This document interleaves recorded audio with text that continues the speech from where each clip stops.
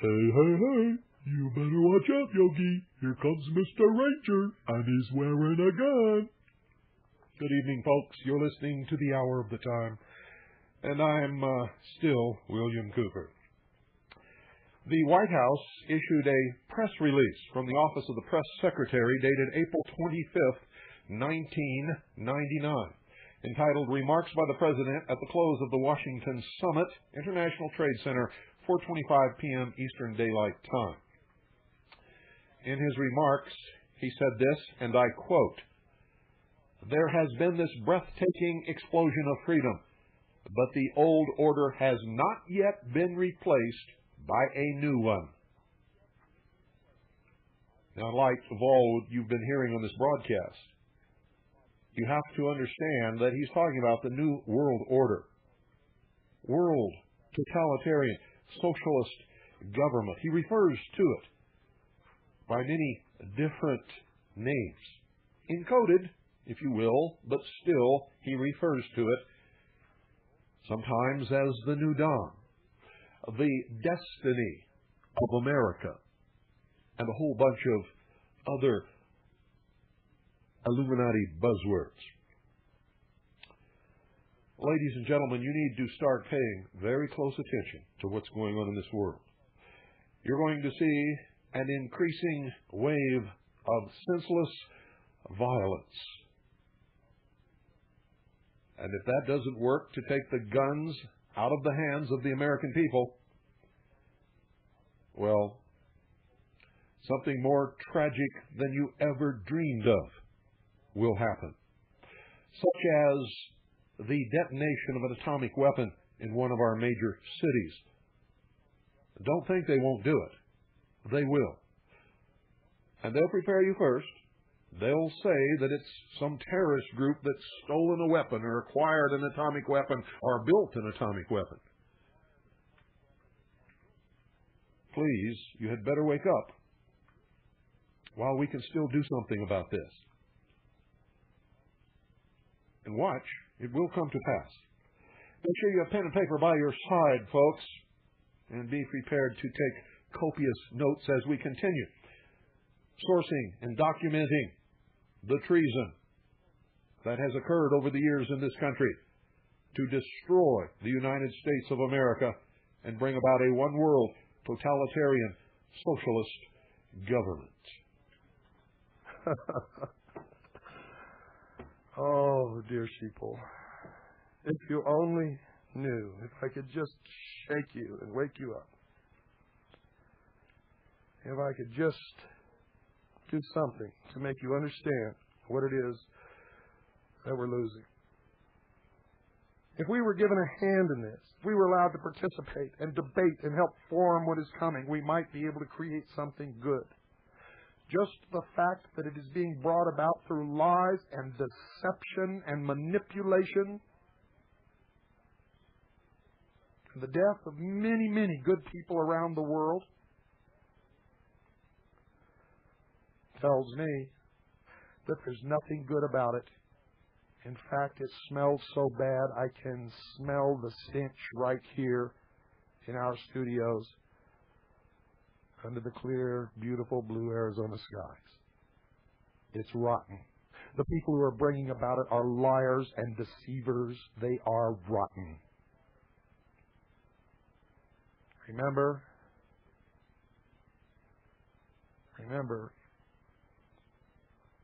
Jesus Christ is the truth, the way, and the life. There is a God, and it is God that you should pray to.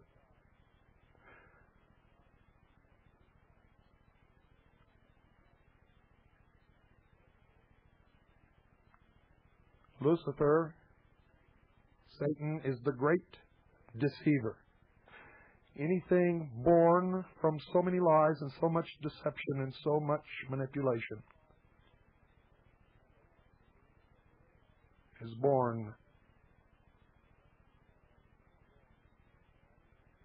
of Lucifer.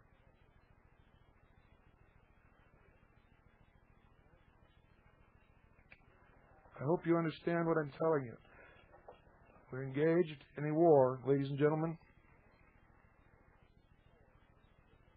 a physical, material war and a spiritual war.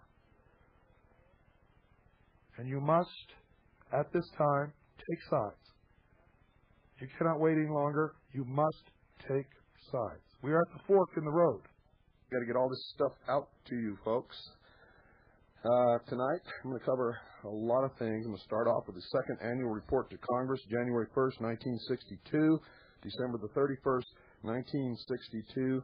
It's the second annual report to Congress from the United States Arms Control and Disarmament Agency. It's United States Arms Control and Disarmament Agency, publication 14, released February 1963. So pay attention, folks. You need to know all of this. And okay, I'm going to read from page 10 of this report. The United States plan also provides for the reduction of forces of the United States and the Soviet Union to 2.1 million in Stage 1 and 1.05 million in Stage 2, with corresponding reductions by other nations. Stage 1 of the U.S. plan contains essential measures to meet the nuclear threat, especially by a cutoff of the production of fissionable materials for nuclear weapons purposes. Further measures to reduce and eventually eliminate nuclear weapons remaining in national arsenals would be carried out in Stages 2 and 3 of the United States program after the completion of international expert studies. The United States proposes completion of Stages 1 and 2 in 3 years each, and Stage 3 as soon as possible. Now, they never did stick to their 3 years. It took them a lot longer than that for both Stages 1. We are in Stage 2 right now. According to the timetable, we have 1 more year in Stage 2, and then it goes to Stage 3.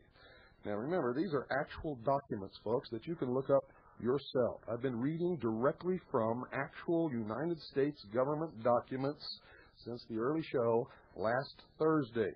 This is the 5th hour of broadcast of these documents, which reveal that our government, the one that calls itself our government, is in fact illegal, unlawful, unconstitutional, treasonous, and is destroying this nation from within to bring about a one-world totalitarian socialist government under the United Nations.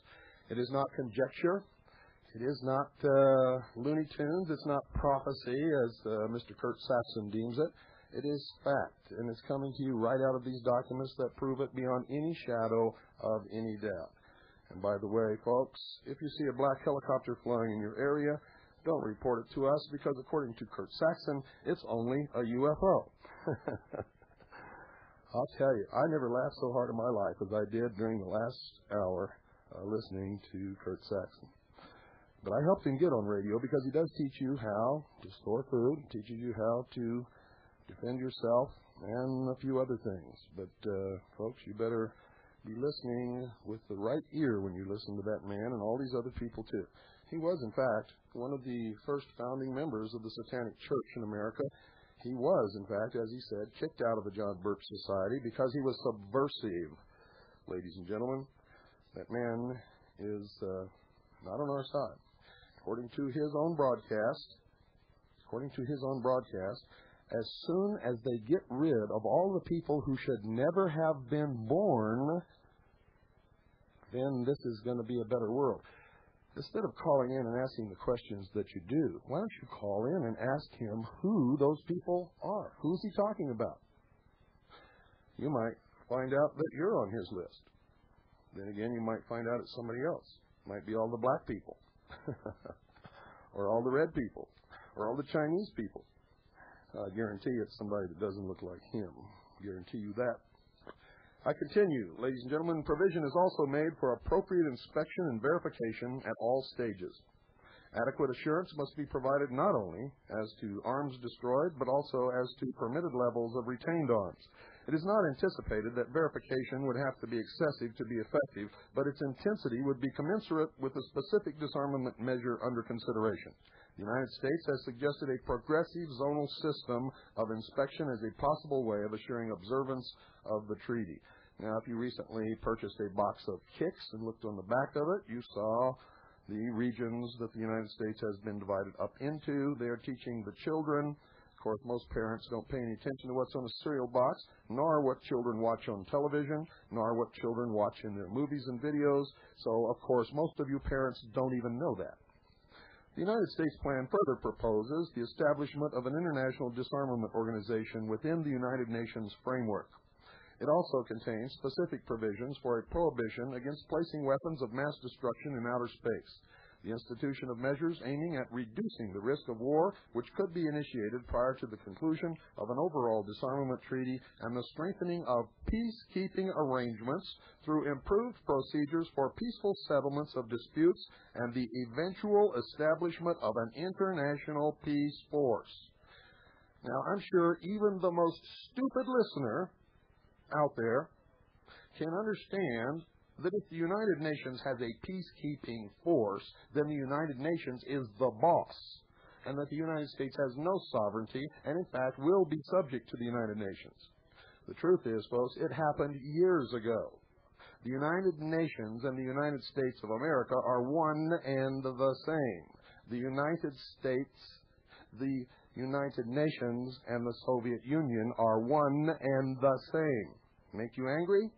Good. I hope you have a fit of apoplexy. I hope it makes you run out and get these documents so that you can confirm it for yourself instead of sitting there and fuming and blustering. A lot of Archie bunkers in this world, folks. Don't confuse me with the facts. I already know what I believe. Isn't that right? Okay, here we go. In contrast, the Soviet plan places emphasis on reducing selected categories of armaments in each of its three stages. See, their plan has three stages also. Accordingly, the Soviet draft treaty initially sought a 100% reduction in nuclear delivery vehicles in Stage 1, although the nuclear weapons themselves would not be eliminated until Stage 2. The Soviet plan was more restrictive than ours, ladies and gentlemen. They wanted to come to one world government first because in the entire history of the socialist movement, their goal has never been hidden, and it's always been one world government, a democratic socialist state. Democracy and socialism are the same word with the same meanings, as you will find out as you continue to listen to the hour of the time. I'm going to skip over to page 11, I believe it is. However, the overall Soviet approach remains substantially the same as the United States plan, in that even in the light of this shift, it is inadequate in terms of preserving the existing relative military balance. This remains a subject for further exploration. The Soviet Union later agreed, however, to a percentage reduction of conventional armaments, coupled with the almost complete elimination of delivery means in Stage 1. It also insists on the abolition of all foreign military bases and the withdrawal of all foreign troops from abroad.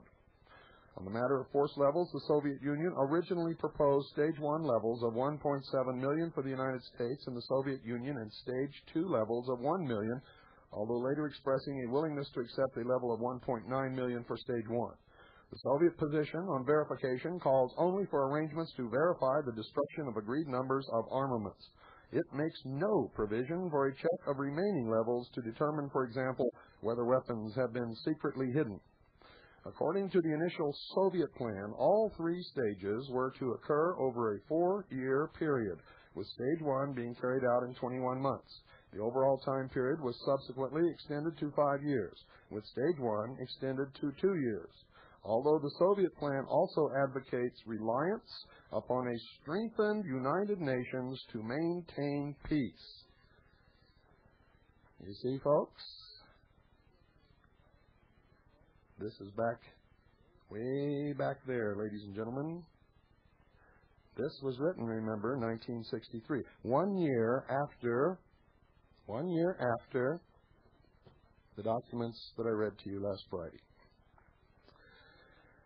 A key task involved backstopping the United States delegation to the 18-nation Disarmament Committee meetings in Geneva beginning in March 1962, including detail of Secretariat personnel to the United States delegation, Secretariat, communications and documentation to and from Geneva, and liaison with the Department of State's Office of International Conferences on administrative and personnel arrangements for the delegation. Under reference research staff, from page 45, Another prominent activity of this staff arises from Executive Order number 11044 on interagency coordination of arms control and disarmament matters. See Appendix 1. Under this order, the Director of ACDA is responsible for planning and developing a program of government research and studies on arms control and disarmament policy. The order enjoins him to maintain a continuing inventory of government research activities and to submit to parties to the treaty and other transition requirements have been satisfied. And from that point on, it is a carbon copy of the blueprint for the peace race presented to the United Nations by President John Fitzgerald Kennedy. Nothing was changed. And I'll remind you that under Stage 2, Paragraph 2, Subparagraph 8, specified types of small arms, declarations by types, which is happening right now, and specified categories of ammunition for armaments listed in Stage 1, Section A, Subparagraph 1B, and Subparagraph B above would be reduced to levels consistent with the levels of armaments agreed for the end of Stage 2. They're not talking, ladies and gentlemen, about military armaments there. Go to page 82, general provisions applicable to all stages. And under paragraph 2 in the interim agreement, it talks about a preparatory commission. And let me see, paragraph 3, subparagraph C, the treaty would come into force when it had been ratified by blank number of states which had not been agreed upon at this time, including the United States of America, the Union of Soviet Socialist Republics, and an agreed number of the following states. Again, that's left blank because it had not been agreed upon at that particular point. D, in order to assure the achievement of the fundamental purpose of a permanent state of general and complete disarmament in a peaceful world, the treaty would specify that the accession of certain military significant sites would be essential for the continued effectiveness of the treaty or for the coming into force of particular measures or stages. Notice, folks, how they keep referring to disarmament in a peaceful world. There has been no peaceful world in the history of the world. The world is not at peace now, and we continue to disarm. E, the parties of the treaty would undertake to exert every effort to induce other states or authorities to accede to the treaty. F, the treaty would be subject to ratification or acceptance in accordance with constitutional processes. Now, folks, remember, they're talking about all the nations of the world, most of whom don't have a constitutional process. Thereby, when they say constitutional process, that's meant to fool Americans into thinking it's going to be done by our Constitution. It's not true. It will be done according to the United Nations Charter, the United Nations Treaty, and the resolutions passed by the General Assembly of the United Nations. And none of it is a constitutional process. G, a depository government would be agreed upon which would have all of the duties normally incumbent upon a depository. Alternatively, the United Nations would be the depository. Now listen to that carefully, folks. I'm going to read it to you again. Here they say that the United Nations will be the depository government of the world, which will oversee and have all of the duties normally incumbent upon such a government. I'm going to read it to you again. G, a depository government would be agreed upon which would have all of the duties normally incumbent upon a depository. Alternatively, the United Nations would be the depository. Welcome to the real world, sheeple. It's about time you left the theme park and came out into the real world. The gates are closing. Your e-ticket is no good anymore. So even if the rides kept going around, they're not going to take your ticket. I now have here Public Law 101-216. Public Law 101-216 from the United States Code, Congressional and Administrative News, Volume 2, R347, 1989, V.2, whatever that means. Public Law 101-216.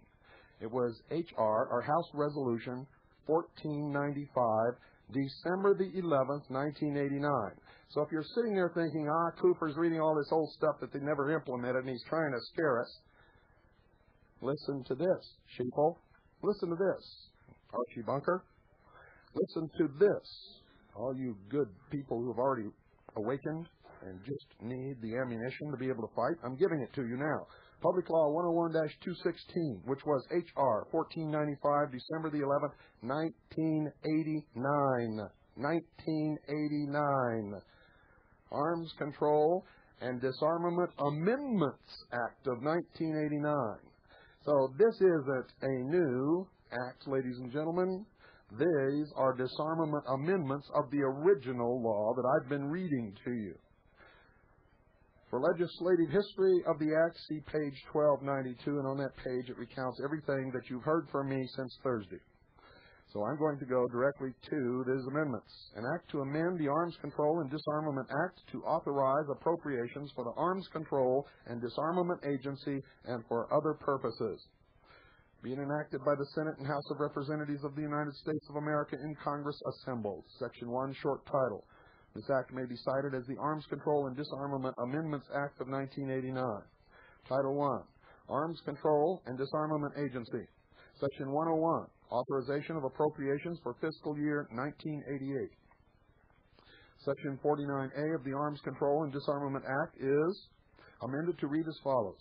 Section 49A, to carry out the purposes of this act, there are authorized to be appropriated A, $36 million for the fiscal year 1990 and $37,316,000 for the fiscal year 1991, and B, and this is the key, such additional amounts as may be necessary for fiscal years 1990 and 1991 for increases in salary, pay, retirement, other employee benefits authorized by law, and other, quote, non-discretionary costs, unquote, and to offset adverse fluctuations in foreign currency exchange rates. How do you like that? And these monies are not disclosed. Section 102, duties of the Deputy Director. Go down to Section 103, duties of the Special Representatives.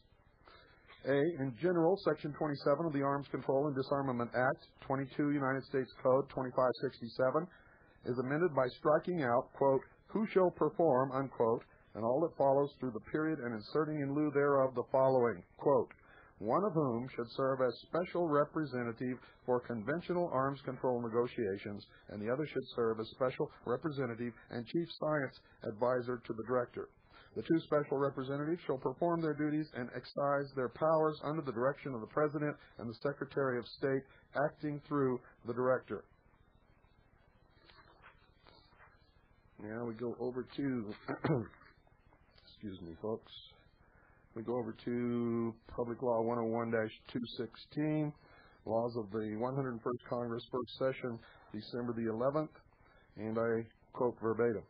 The Director of the United States Arms Control and Disarmament Agency should study and report to the Congress on the advisability of establishing in the agency an Arms Control Implementation and Compliance Resolution Bureau or other organizational unit that would be responsible for, number one, managing the implementation of existing and future arms control agreements, two, coordinating the activities of the Special Verification Commission and the Standing Consultative Commission, and three, preparing comprehensive analysis and policy positions regarding the effective resolution of arms control compliance questions.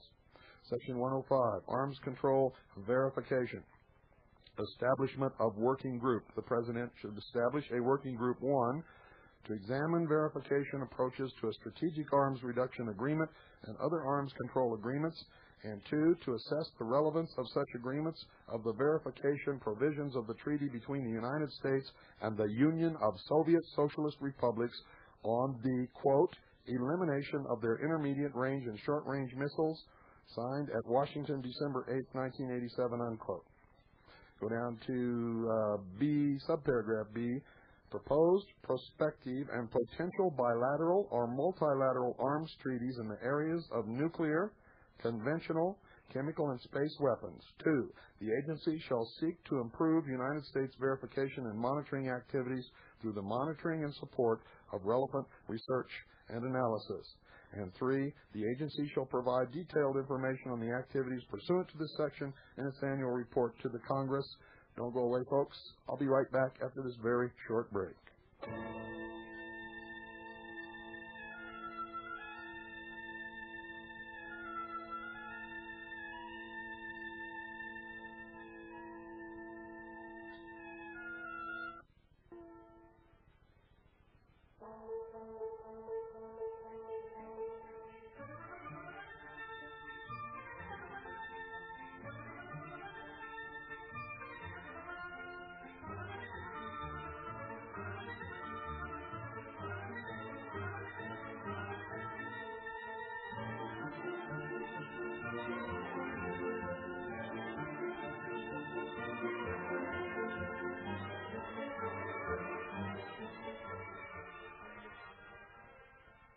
Well, I hope you have a pad of paper and pen with you, folks, because we're going to continue.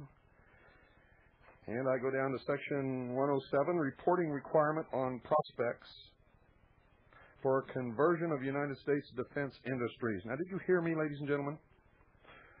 Section 107, reporting requirement on prospects for conversion of United States defense industries. The Director of the United States Arms Control and Disarmament Agency, in consultation with the Secretary of Defense and the Secretary of Commerce, shall study, and not later than 180 days after the date of enactment of this Act, submit to the Congress a report on concrete steps which could be taken to improve prospects for conversion of United States defense industries to non-defense related activities as opportunities are presented through the achievement of successful arms control agreements. Title II, on-site inspection activities. And this will verify a lot. The Arms Control and Disarmament Act is amended by adding at the end the following. Title V, on-site inspection activities. Section 61, findings. The Congress finds that, 1, under this Act, the United States Arms Control and Disarmament Agency is charged with the formulation and implementation of United States arms control and disarmament policy in a manner which will promote the national security. That, folks, is a laugh.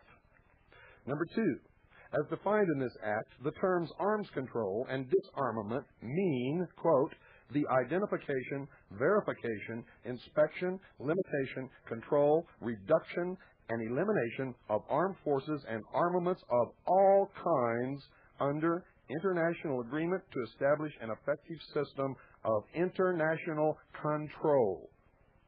International control. International control. International control. 3.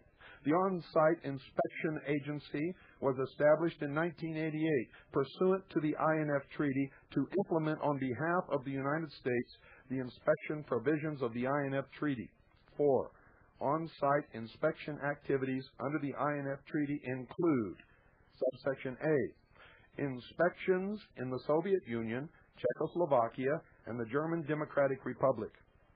B, escort duties for Soviet teams visiting the United States and the basing countries. C, establishment and operation of the portal monitoring facility in the Soviet Union. And D, listen to this very carefully, sheeple, support for the Soviet inspectors at the portal monitoring facility in Utah. And that brings up another subject. There is a prophecy in the Mormon Church that at some future date, when the Constitution for the United States of America is hanging by a thread, the Mormon Church will come forward to save it. Well, ladies and gentlemen, it's not just hanging by a thread. According to the law, according to the treaties, according to the United Nations Charter and the UN Participation Act, according to the actions of William Jefferson Clinton and the government of the United States of America, it's already in the trash can. My question is, where is the Mormon Church?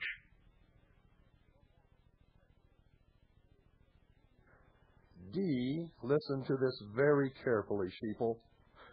Support for the Soviet inspectors at the portal monitoring facility in Utah. Support for the Soviet inspectors at the portal monitoring facility in Utah. 5. The personnel of the on-site inspection agency include civilian technical experts, civilian support personnel, and members of the armed forces.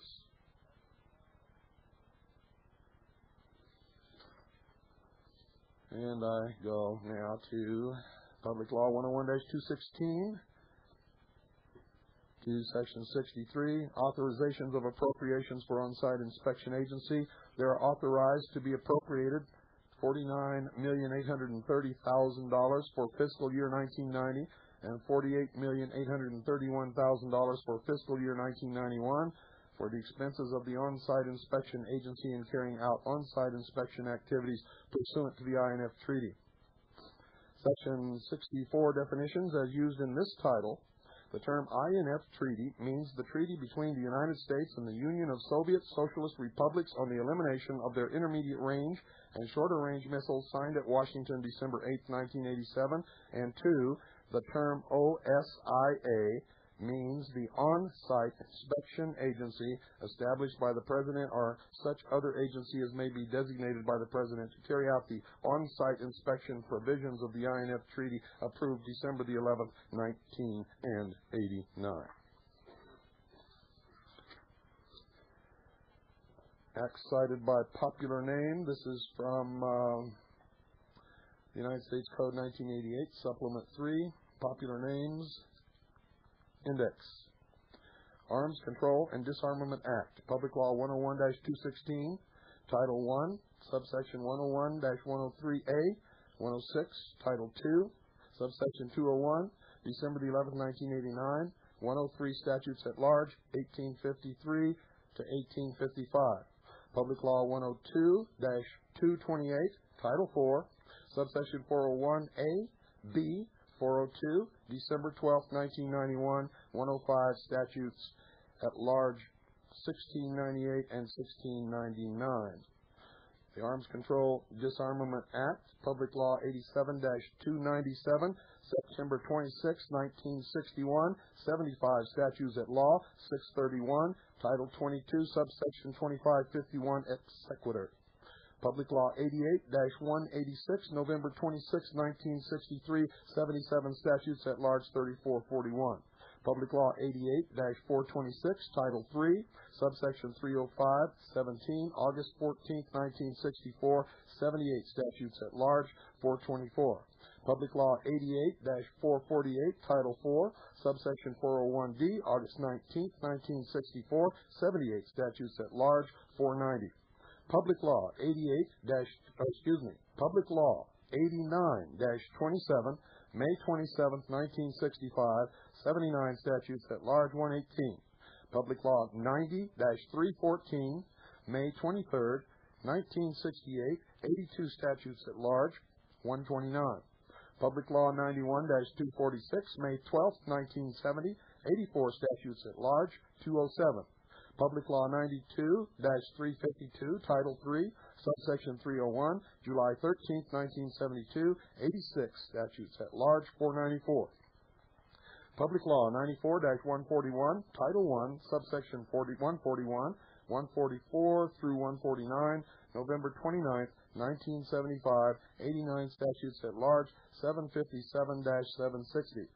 Public Law 95-108, Subsection 2, Paragraph A, 3 to 6, August 17, 1977, 91 Statutes at Large, 871 through 873. Public Law 95-338, Subsection 1 to 3, August 8, 1978, 92 Statutes at Large, 458 and 459. Public Law 96-66, Subsection 1, 2, Paragraph A, September 21st, 1979, 93 Statutes at Large, 414. Public Law 96-465, Title 2, subsection 2204, October 17, 1980, 94 statutes at large, 2159. Public Law 97-339, subsection 2, A, 3, and 4, October 15, 1982, 96 statutes at large, 1635 and 1636. Public Law 98-202, subsection 1 through 6A, December 2nd, 1983, 97 statutes at large, 1381 and 1382. Public Law 99-93, Title 7, subsection 701 to 703, August 16, 1985, 99 statutes at large, 444 and 445. Public Law 99-550, Section 2C, October 27, 1986, 100 statutes at large, 3070. Public Law 100-213, subsection 2 and 3B, and 4 and 6A, December 24, 1987, 101 statutes at large, 1444 through 1446.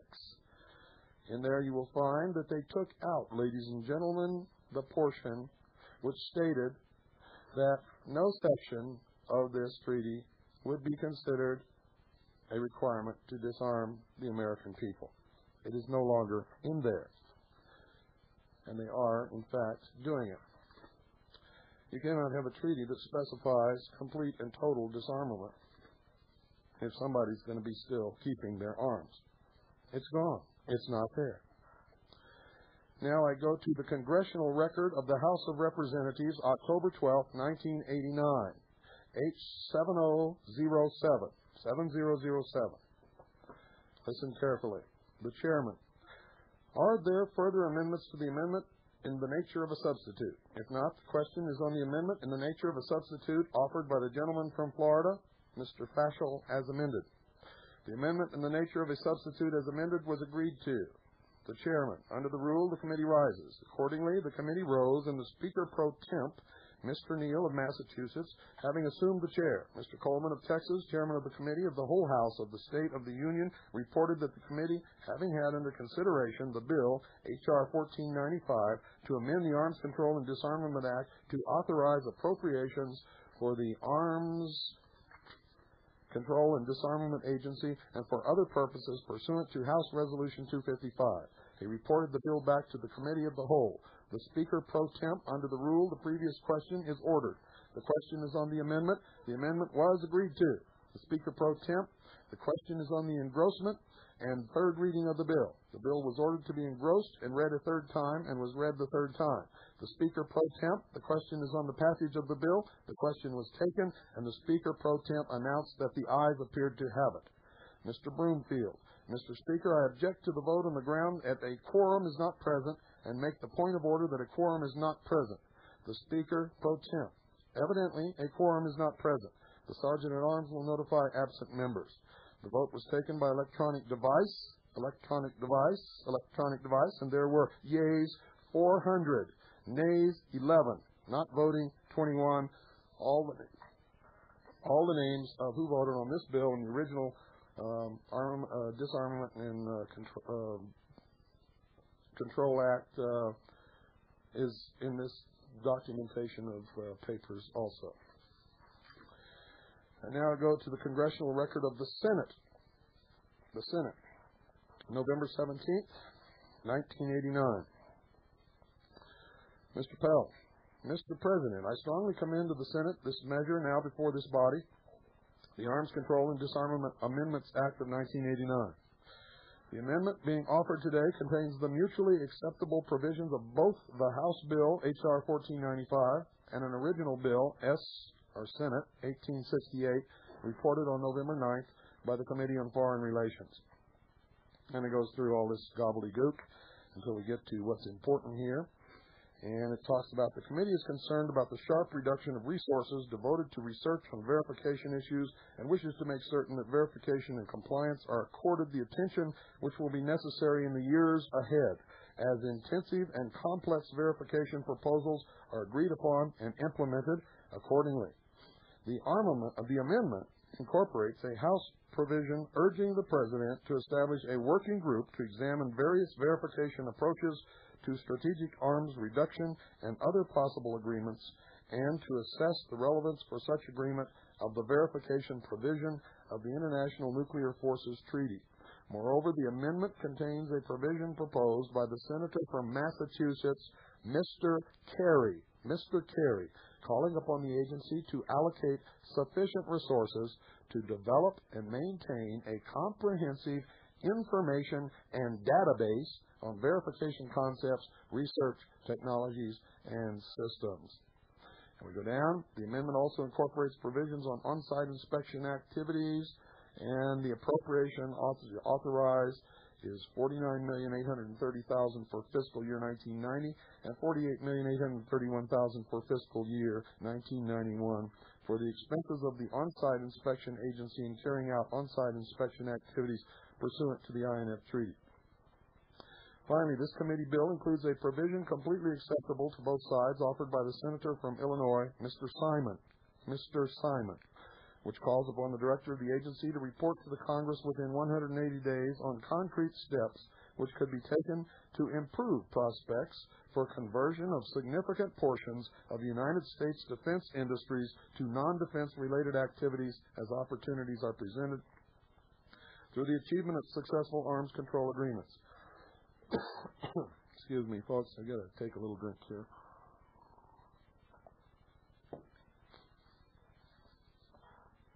Mr. President, I believe that this amendment provides a reasonable and practical level of authorization. It will ensure that the agency is able to perform its expanding duties in a manner that will bring credit to the United States. Other provisions in this legislation will help ensure that ACDA focuses on the areas of greatest need and will do so with improved management and structure. Mr. Helms. Mr. President, I have a few points to make about the fiscal year 1990 authorization bill for the Arms Agency, but before I make these points, I congratulate my distinguished colleague, the chairman, Senator Pell, for his diligence and leadership in the Foreign Relations Committee's work on this important bill. Senator Pell and I, together with our professional staffs, have cooperated on a spirit of friendship and comity on this bill. That's Jesse Helms and Senator Pell, Claiborne Pell. Mr. President, I would make 3 points at the outset. Number one, in my priority, for the first time, the bill assigns specific duties to improve security at ACDA to the Deputy Director of ACDA. The ACDA Deputy Director is now assigned specific responsibility for managing the important areas of security and administration. This provision was put in the bill in order to correct the serious security problems that were discovered during the 1983-87 period at ACDA headquarters and at the Geneva negotiations. These security problems were so serious that they required new management at ACDA and direct attention at the highest management level. Second, the bill gives the 2 special representatives for arms control and disarmament negotiations specific assignments in, quote, discrete areas, unquote. For example, one ACDA special representative is now assigned specific responsibilities for the high priority area of conventional arms negotiations. Under the heading of conventional arms, under the definitions attached to the bill, is your weapons, ladies and gentlemen. The amendment number 1171 was agreed to. The bill H.R. 1495 as amended was read the 3rd time and passed.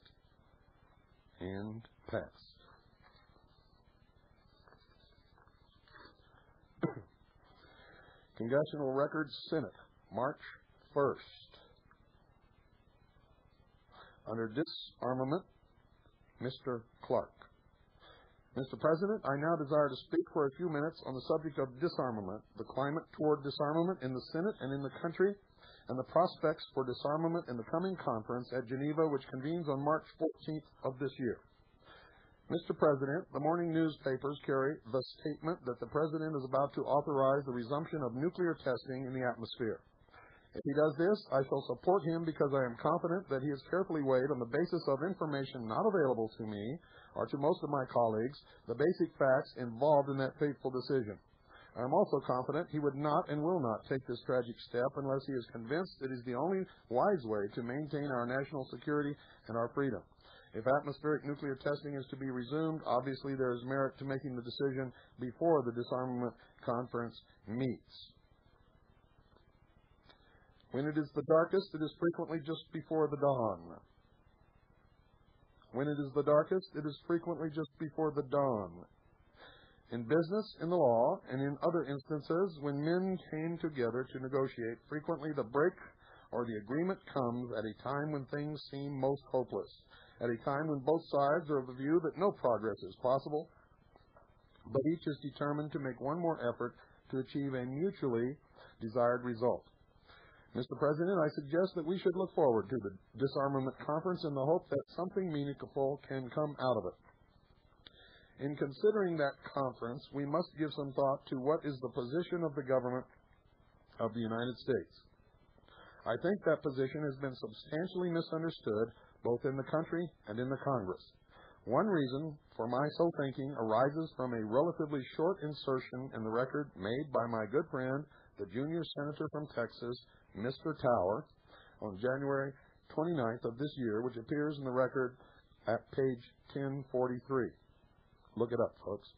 I ask unanimous consent, Mr. President, that my colleague's comments and a column which he introduced into the record at that point, written by a man named Ken Thompson, published in a Dallas newspaper, entitled, quote, 1, 2, 3, surrender, unquote, may be printed in the record at this point in my remarks. There being no objection, the excerpt was ordered to be printed in the records and as follows. The surrender of American rights and sovereignty. Mr. Tower, Mr. President, will the Senator yield? Mr. Mansfield, I yield. Mr. Tower, every day more and more people share a growing concern for the preoccupation of the State Department and some people in high places with the issue of disarmament. I think we all look forward to the day when men will beat their swords into plowshares and their spears into pruning hooks. But at a time when Western civilization is confronted by an extreme militaristic threat looking toward world conquest, I think it is naive and unrealistic to be preoccupied with the question of disarmament. We know that the communist conspiracy has no intention of coexisting with us. We know that they are bent on domination of the whole world. I think we show weakness in the eyes of all of the nations at this time in talking of disarmament. In this connection, I ask to have printed in the record a very fine editorial entitled, quote, 1, 2, 3, surrender, unquote, by Ken Thompson, editorial staff writer, published in the Dallas Morning News of January 23rd, 1962. There being no objection, the editorial was ordered to be printed in the record as follows. 1, 2, 3, surrender, by Ken Thompson. One of the most incredible documents ever to emerge from the foggy corridors of the State Department is a bulletin entitled, quote, Freedom from War, the United States Program for General and Complete Disarmament in a Peaceful World, unquote. Those of you who thought that William Cooper made this all up, now you know I didn't. In fact, all of these will be made available to you. We are in the process of making arrangements to publish everything. As skeptical as I have always been of the measure of good sense and loyalty within the State Department, I never would have believed that these people we call our diplomats could so completely and unabashedly advocate the surrender of American rights and sovereignty until this bulletin appeared.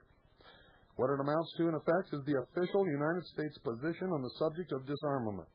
More specifically, it is the basis of proposals which have already been submitted to the United Nations by the United States. Although this bulletin was published last fall and is available for just 15 cents from the government printing office in Washington, there has been very little attention paid to it. Now remember, folks, it was printed in 1962. Why, I cannot tell you, for it is certainly the most fantastic, harebrained blueprint for surrender on record.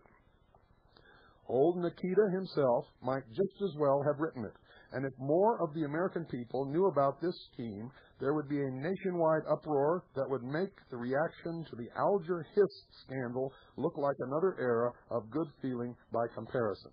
For those of you who don't know, Alger Hiss was a communist who had infiltrated our government at high levels, and it was Alger Hiss himself, sent by the President of the United States, who wrote the United Nations Charter.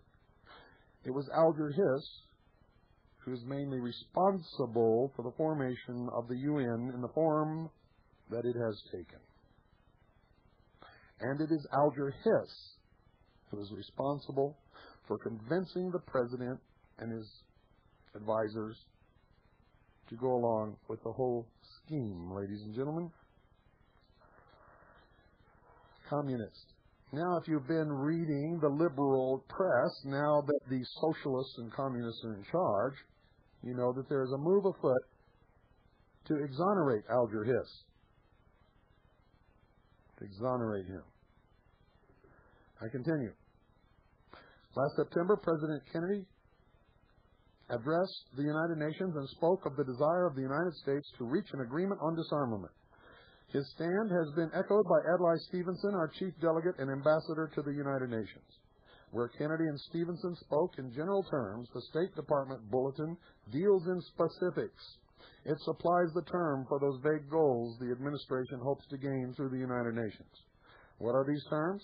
The State Department document summarizes the proposals as a new program which provides for the progressive reduction of war-making capabilities of nations and the simultaneous strengthening of international institutions to settle disputes and maintain the peace. This program is broken down into 3 phases or parts. In the first phase, all nuclear weapons tests by nations would be prohibited, production of fissionable materials stopped, strategic delivery systems reduced, and conventional arms and armed forces would be cut. In the second phase, present stocks of nuclear weapons would be reduced, further cuts would be made in armed forces, armaments and delivery systems, and military bases and facilities would be dismantled. At the same time, a peace force would be established for the United Nations. In the third and final phase, all nations would possess only those forces, non-nuclear armaments, and establishments required for the purpose of maintaining internal order. They would also support and provide agreed manpower for the United Nations Peace Force. This force would be fully functioning and would be sufficiently strong to overpower any individual nation or combination of nations resisting its will. Now I'm going to read that again for all you silly, stupid people out there who think that this is funny. This force would be fully functioning and would be sufficiently strong to overcome any individual nation or combination of nations resisting its will. There you have it, ladies and gentlemen. 1, 2, 3, bingo! The United Nations rules the world.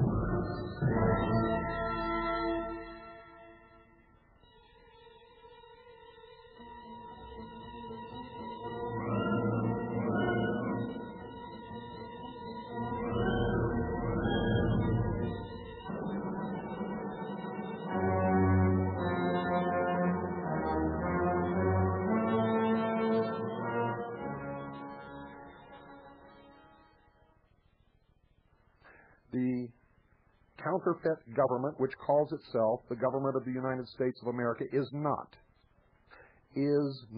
I repeat, I renounce it, I expose them. They are illegal, unlawful, unconstitutional, and are in fact not the constitutional government of the United States of America, and have not been for a long, long time, and we are proving it on this program. We are proving the treason, their long history throughout the ages. what they have done in the law to subvert and destroy this nation and bring about their one world totalitarian socialist in their own words, ladies and gentlemen. In their own words.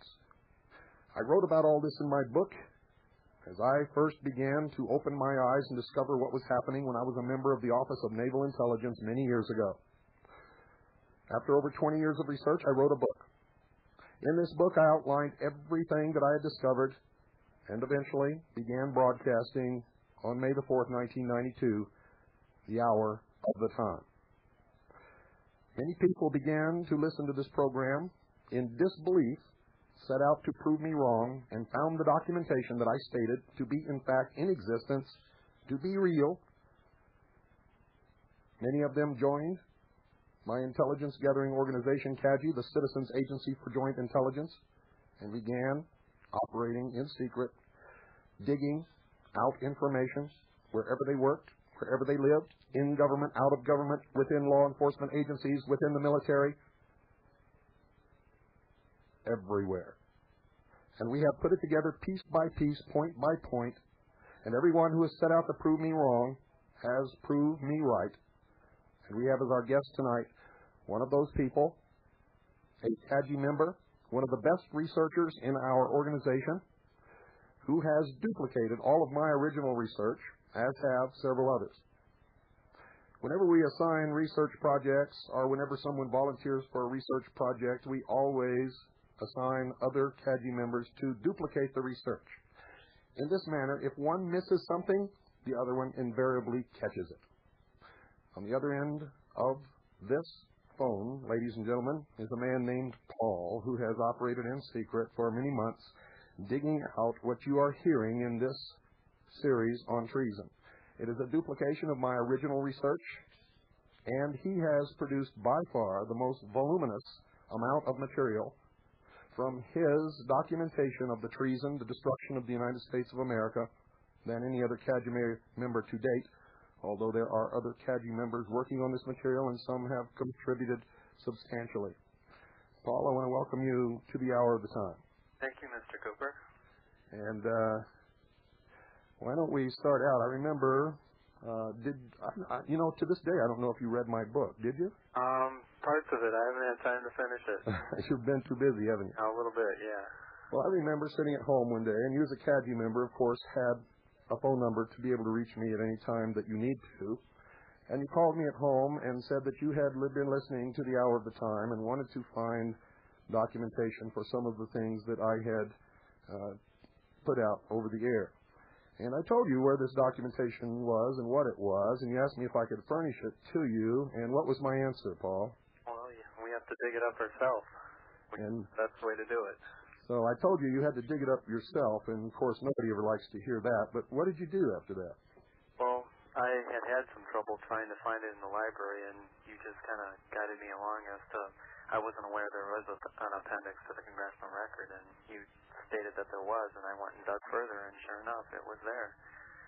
So most of the people who set out to do research, I know most of the people who have set out to find this voluminous amount of material have started with the Arms Control and Disarmament Act, and as soon as they got to the paragraph that said that until the law is changed or until there's a treaty made, no provision of this treaty is to be construed to mean the disarmament of the American people, they stopped there. What did you do?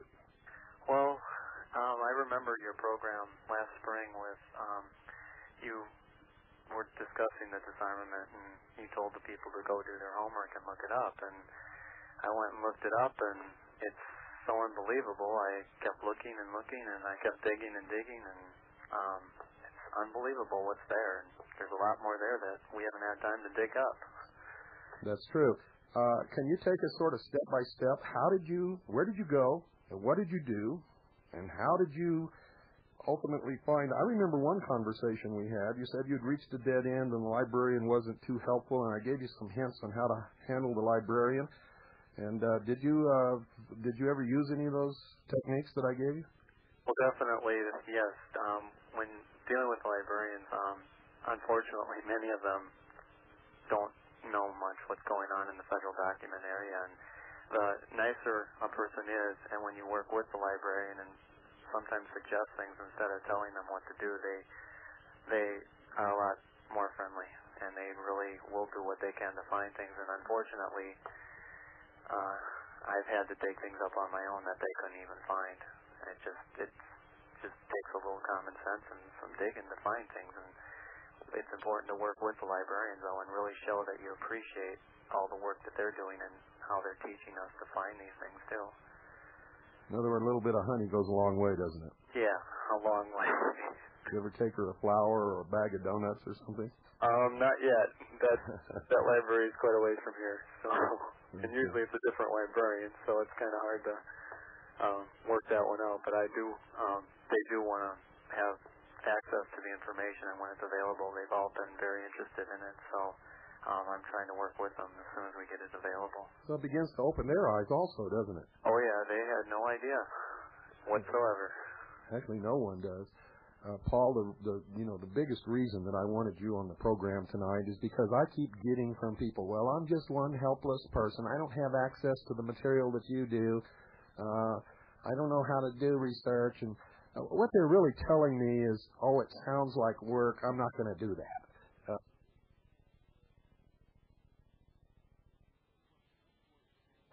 That's what it translates to in my mind.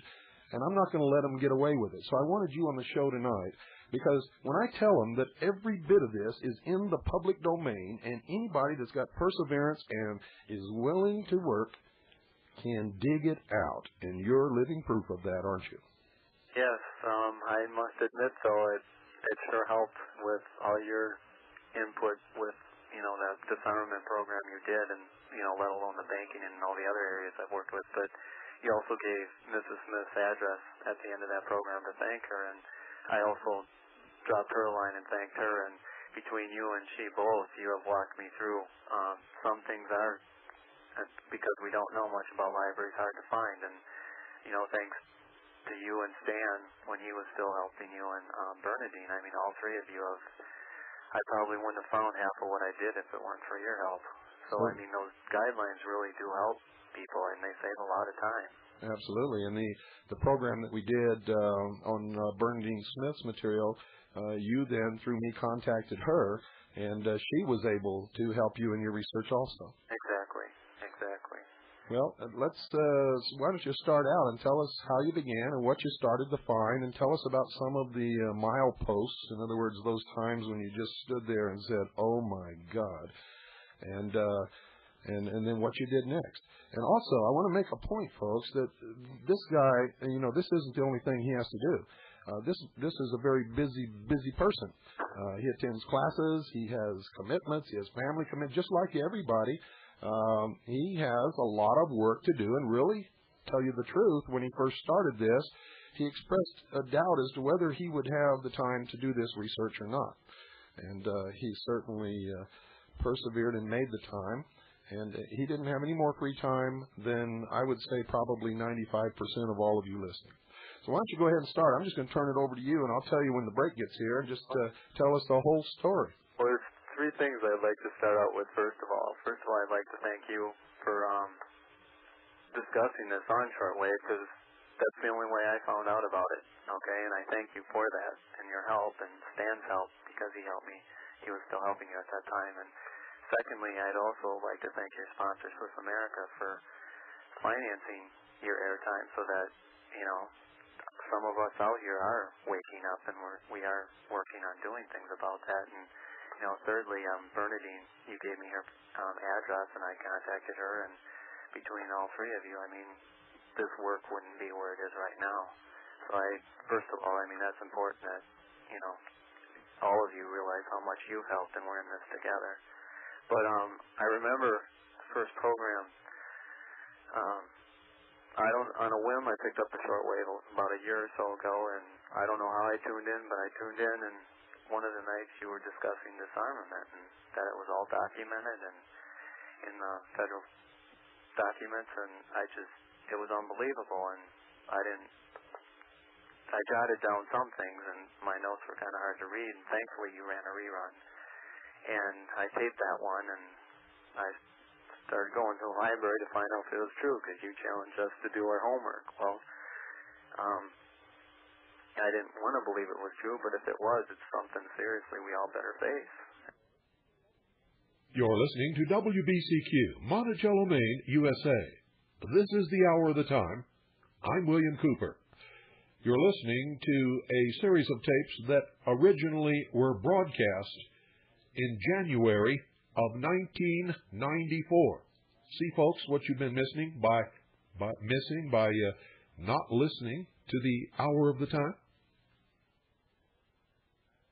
Face it, we're going to regret it. So the local library is pretty small, so I started going to the nearest library that's a federal depository. It's about 25-30 miles away, and they had some documents, but not many of the older documents. So then I went to a larger city quite a ways away, and they're a major federal depository, and they've had every single document but one. And I just started learning how to use the monthly catalogs and digging up federal doc numbers and SUDOC numbers, and I'd copy everything, and then I'd bring it home. And now when I started compiling this, it's unbelievable. It's all there. It's unbelievable. But the key is we got to wake up and realize this, and when we get this information available, in order to save people time, all the SUDOC numbers are included, all the page numbers, newspaper articles, it's always the page numbers included, the section number.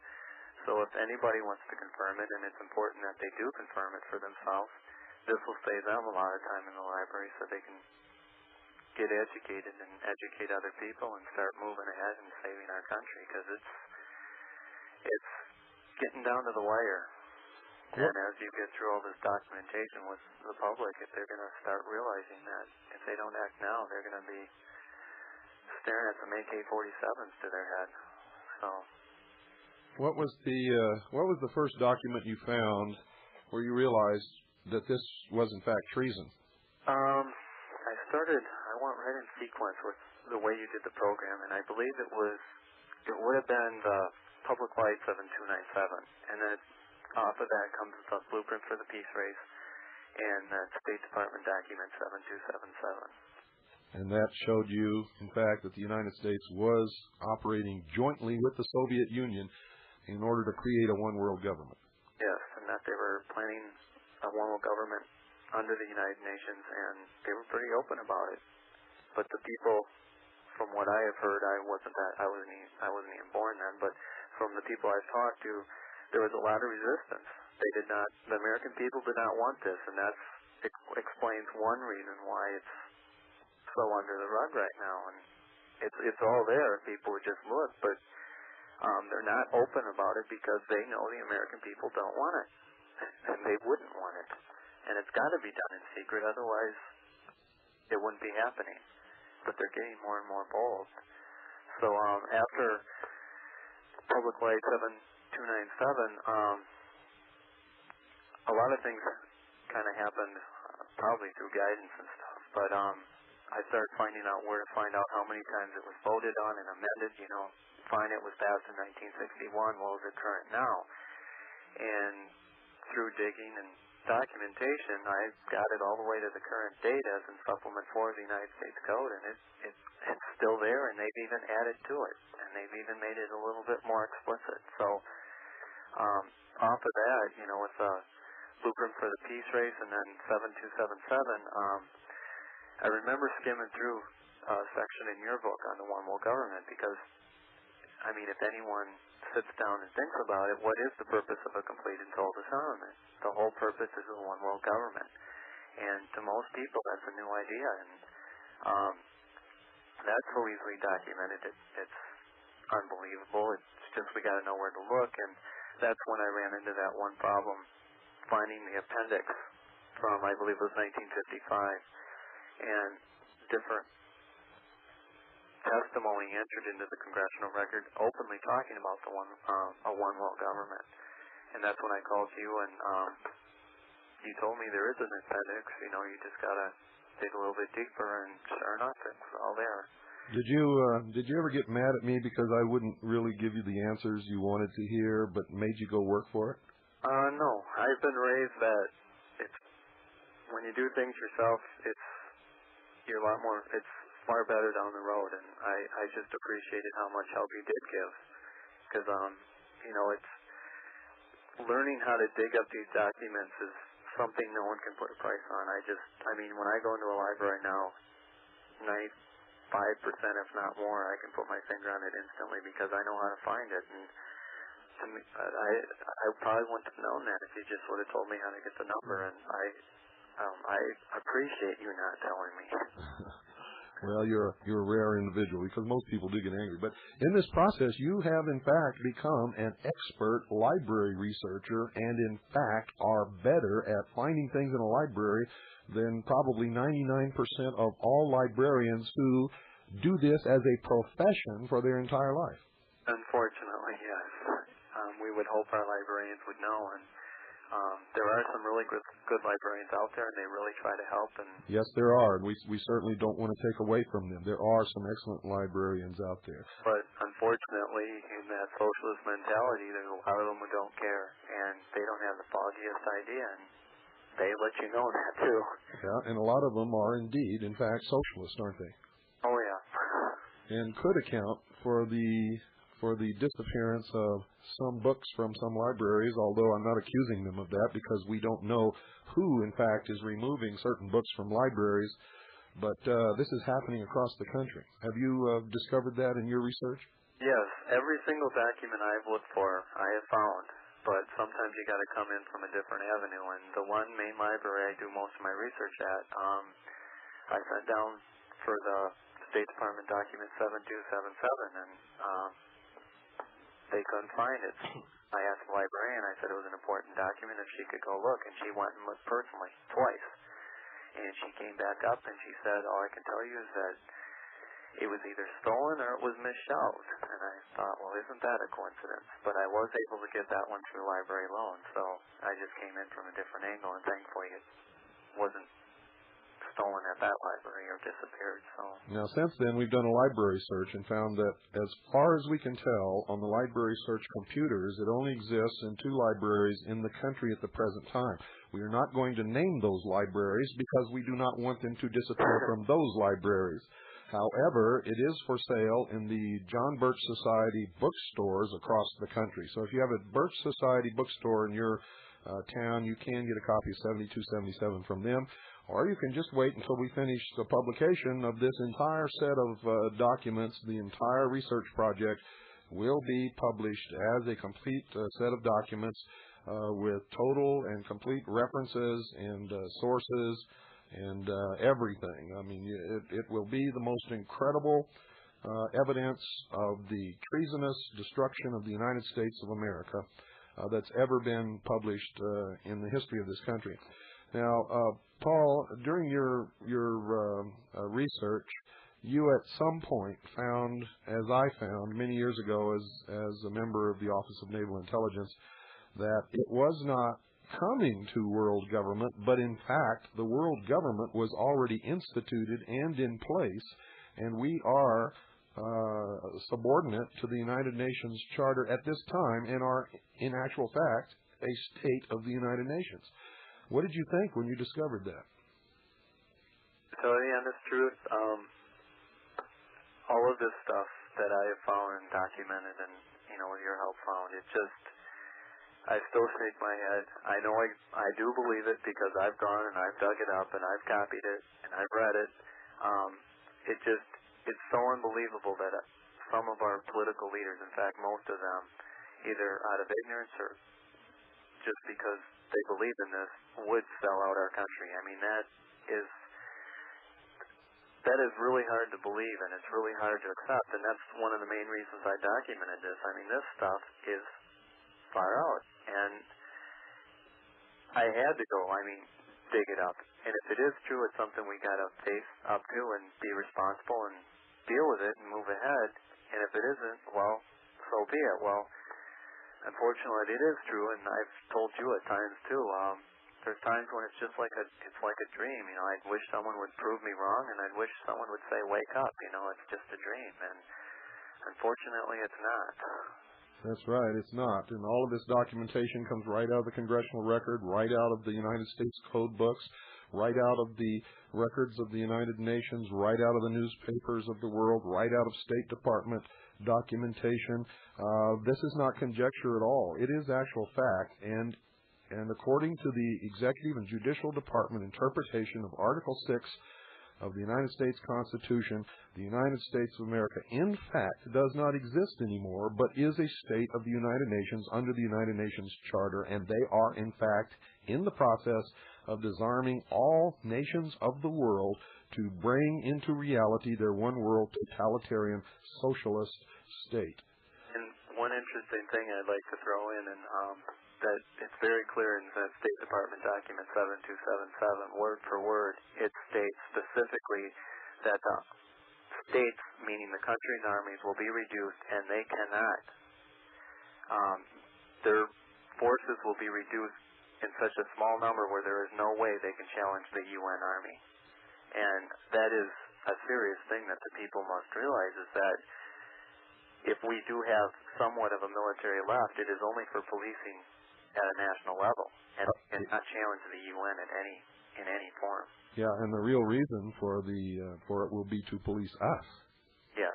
In fact, not to protect us from some outside force, but to subordinate us to the United Nations dictates. And one interesting thing too about the United Nations that I don't know how many people really realize this. I wasn't aware of it until I started reading this, but when this is compiled, you'll get copies of it. We hear a lot about human rights, which is one of the United Nations conventions or charters and treaties. And what's interesting is if a person would read the Human Rights Convention right from the United Nations, which was co-authored with Mrs. Roosevelt, and also read the Russian Constitution, they will find that many of the articles are word for word. Absolutely word for word. And that's what the people have to realize, is that a one world government under the UN is welcome to the Fourth Reich. I mean, it's cut and dried, and I'm trying to get my hands right now on the new Russian Constitution to compare it to the old one and the UN human rights, and when we get that compiled, we'll get it available through UN stuff. But the people have to realize, I mean, if they sat down and read the United Nations Charter, it has nothing to do with our Bill of Rights. It's exactly opposite of our Bill of Rights. And I just received in the mail today Buchos Gali's book, An Agenda for Peace, right from the United Nations. And we'll have to try and get that available with the documentation, because it's unbelievable. He said the League of Nations unfortunately failed, and now, we're going to do it through the United Nations. I mean, they're pretty clear as to what they're doing. That's right. And folks, old Mr. Tom Valentine tried to make you not listen to me by trying to connect me with UFOs. The truth is Tom Valentine wanted me to talk about UFOs in his show, and it wasn't until I linked UFOs to the New World Order that he all of a sudden cut me off and said that he wasn't going to continue with me on the second hour. That's what scared Mr. Valentine, because Mr. Valentine is involved in this. If you listen to his show long enough, you'll see that he is covering up the real information that you need to know and that you will only hear on the hour of the time, nowhere else. Paul, what else can you go into that can enlighten people out there? Are there any shortcuts in research, any things that you found that people normally would not know where to look, that they can go and will help them find information faster? Well, if a person has a federal SUDAC number, that will save hours and hours of time. Okay, now why don't you explain to us exactly what that is? Well, according to the federal documents, every federal government document from the United States Government Printing Office has a federal SUDAC. The Library of Congress has its own number, so the SUDAC number doesn't do much good, but you can find, the librarians usually can help you find the Library of Congress number. But in all the other libraries with which are federal depositories, you can simply, with the SUDAC number, go to the federal depository area and give them that SUDAC number, and they will pull up the document instantly for you. Right, now hold on, because we got to take a break.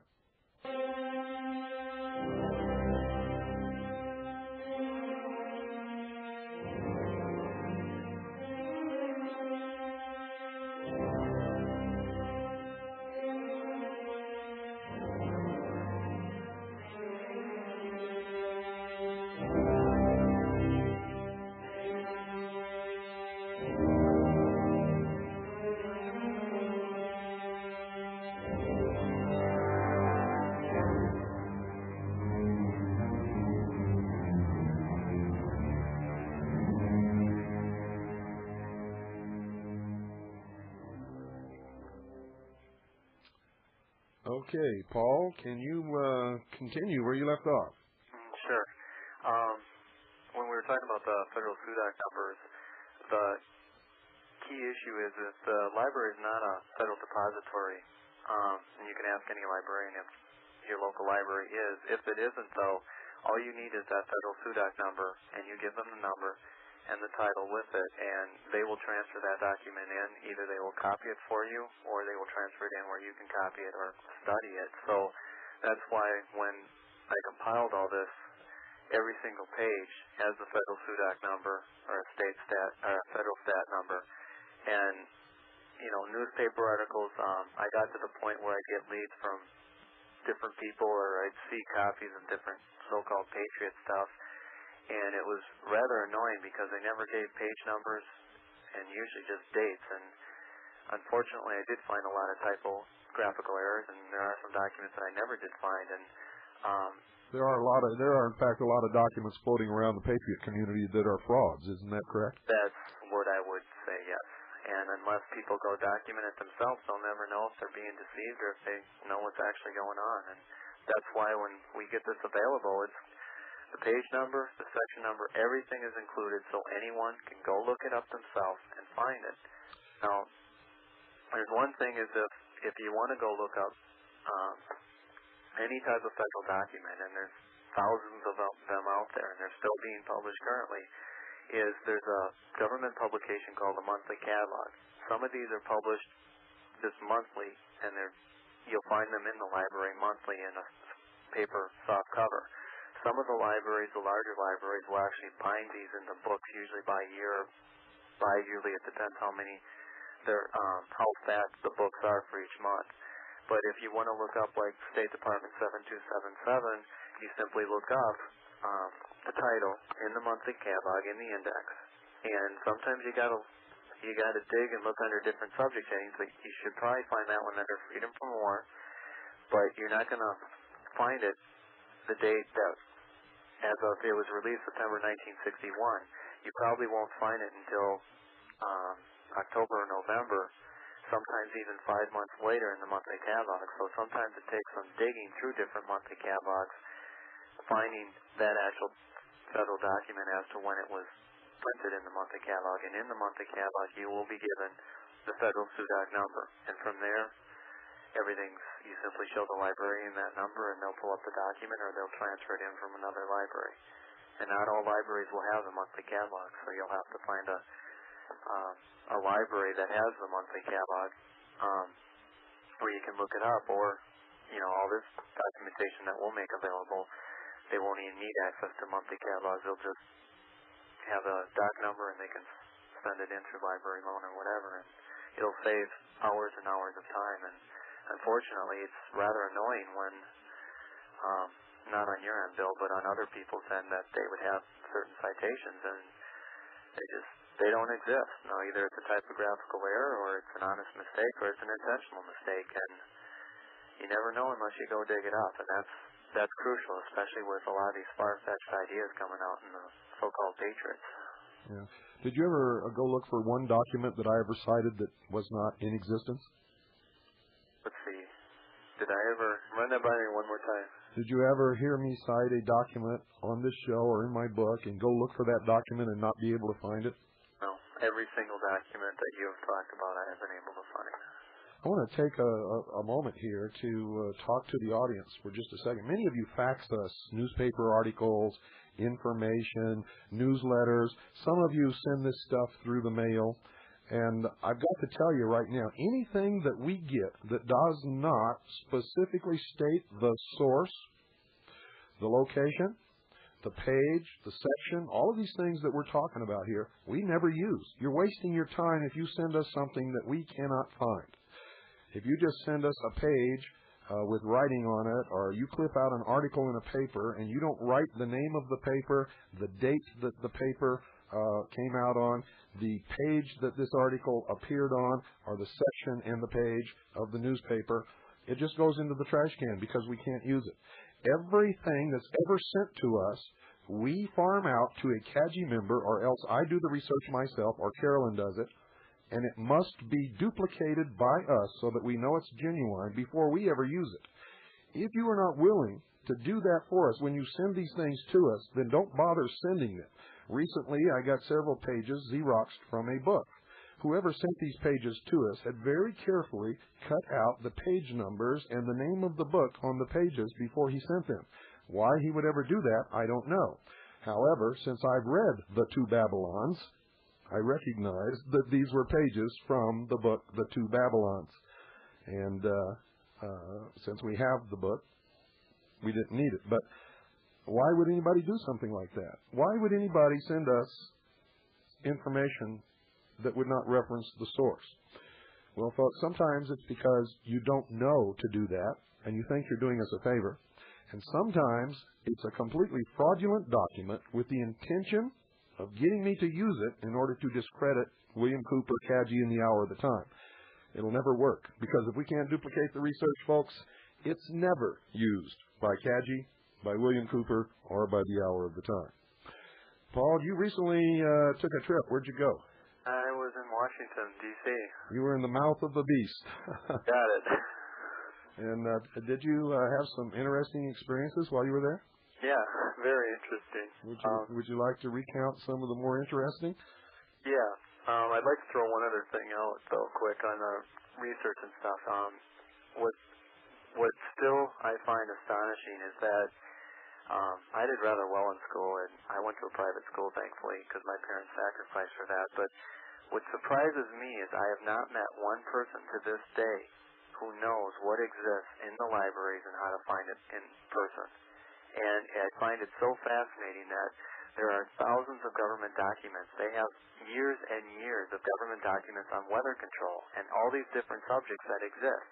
And that astonishes me that we were never taught any of this in school. And I find that very interesting. And it was really frustrating at first. I remember one of the first nights I was in the library, and I used my calling card, and I called Stan, and I asked him, I said, I'm having difficulty finding this, because we had the newer United States Code. And he told me, he said, look in Title 22, and he kind of walked me through it, and sure enough, it was there. But at first, it was really frustrating. It was a lot of hard work, but I believe we have to know what's going on, and we have to have the facts when we talk to people. And the more a person works with it, the easier it gets to be. And now, most things I can walk in and just put my finger on things pretty easily. But ironically, in Washington, and this is nothing against librarians at the Library of Congress, but there are some exceptional librarians there. Unfortunately, they don't work every day.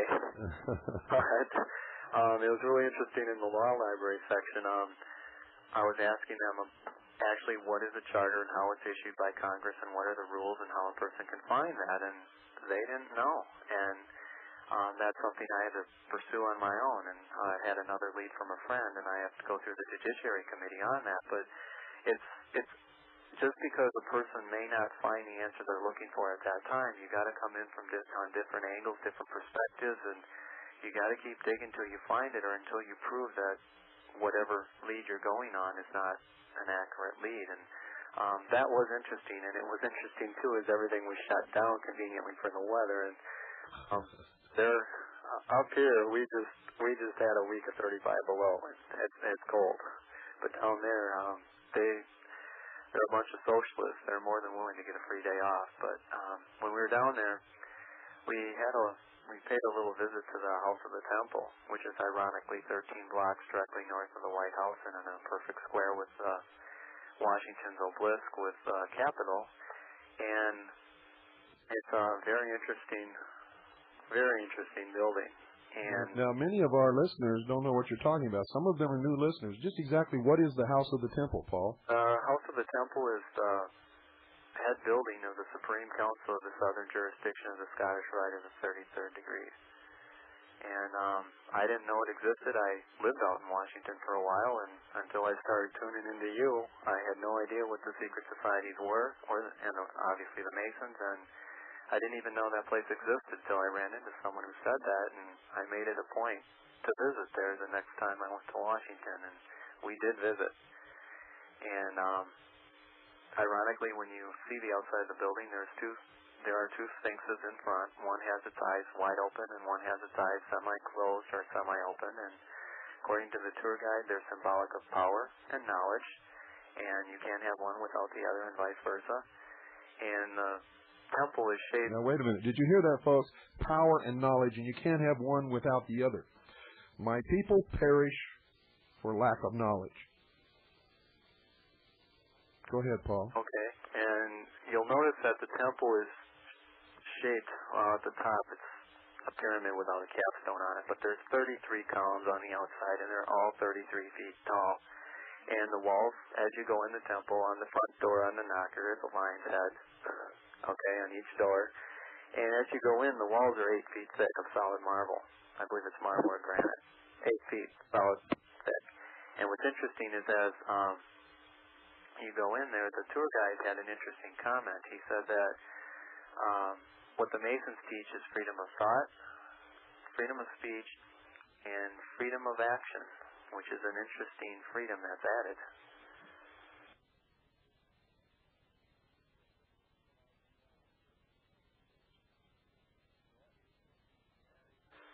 That's right.